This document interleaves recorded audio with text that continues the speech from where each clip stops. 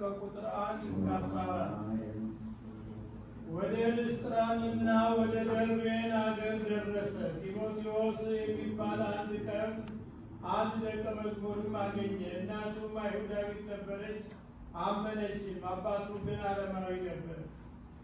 በልስጥራን በደርቤንና በኢቆንዮን ያሉ ወንድሞቻቸውን ሁሉ ያመሰግኑ ነበር። ጳውሎስ ከእሱ ጋር ይዞት ሊሄድ ወደደ። በዚያም አገር ስላሉት አይሁድ ብሎም ወስዶ ገረዘው። አባቱ አረማዊ እንደነበረ ያውቁ ነበርና። በየአገሩም ሄዱ። ሐዋርያትን በኢየሩሳሌም ከቀሳውስት ጋር ተባብረው ያዘዙትን ሥርዓትም አስተማሯቸው። አብያተ ክርስቲያናትን ሃይማኖት ጽኑ ዕለትም ሕዝቡ ይበዙ ነበር። ወደ ፍርግያና ወደ ገላትያም አውራጃ ሄዱ። ነገር ግን የእግዚአብሔር ቃል በእስያ እንዳይናገሩ መንፈስ ቅዱስ ከለከላቸው።